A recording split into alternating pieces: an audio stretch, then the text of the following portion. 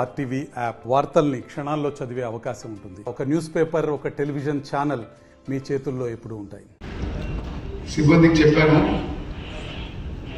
ఒక్కసారి మాత్రం అన్ని లిఫ్ట్లు పూర్తి స్థాయిలో 100% ఆయకట్టు పారే విధంగా మరమ్మతులు చేయాలని ఆ పనిలో నిమగ్నమై ఉన్నారు.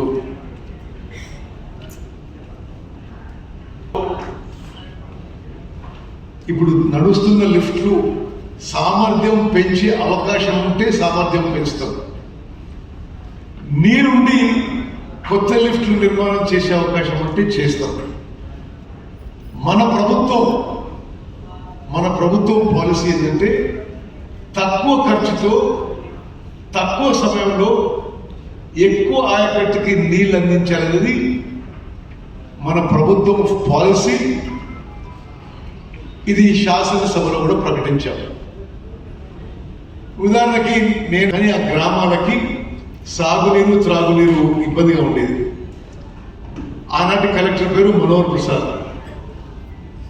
ఆయన చాలా డైనమో జిల్లా కలెక్టర్గా మొత్తం జిల్లా యంత్రాంగం తీసుకొచ్చి చివరి గ్రామం చింతిర్యాల నుంచి దొండపాడు వరకు ఆర్టీసీ బస్సులో గ్రామాన ఆగుతూ ప్రయాణం చేసి అక్కడ నీళ్లు చూస్తూ, అంటే నీటి ఒడ్డున కృష్ణా నది ఒడ్డున్నే ఈ గ్రామాల్లోనే నీళ్ళు ఏమని అనే ఒక అవగాహనకు వచ్చి, నాకు ఇంకా గుర్తుంది, ఆ రోజు నైట్ అవుట్ ఆ జిల్లా కలెక్టరు, జిల్లా మొత్తం అధికారులు, నేను దొండపాడు హై స్కూల్ పాలేరు వాగు మీద కొన్ని, శాంతినగర్ లిఫ్ట్ పాలేరు వాగు మీద ఉంది, అదే చిమిర్యాల లిఫ్ట్ కూడా పాలేరు వాగు మీద ఉంది.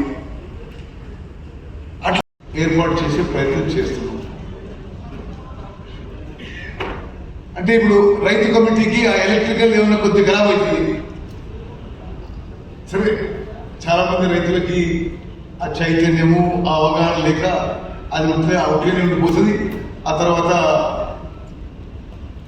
మెల్లమెల్లగా ఆ లిఫ్ట్ మొత్తం కొలాప్స్ అయిపోతుంది.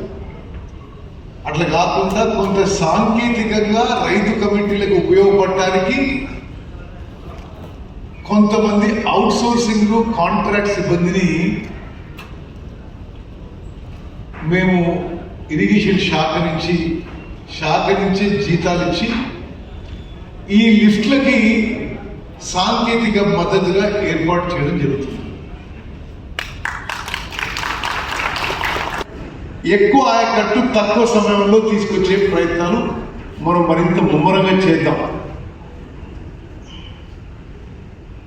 ఆ ప్రయత్న భాగంగానే ఈరోజు ఈ సమావేశం, ఈ సమీక్ష అని కూడా నేను మనం చేస్తున్నాను. మరిన్ని వీడియోస్ కోసం ఛానల్ ని సబ్స్క్రైబ్ చేయండి. లేటెస్ట్ అప్డేట్స్ కోసం వాట్సాప్ ఛానల్ ని ఫాలో చేయండి. అండ్ లింక్ డిస్క్రిప్షన్ లో ఉంది.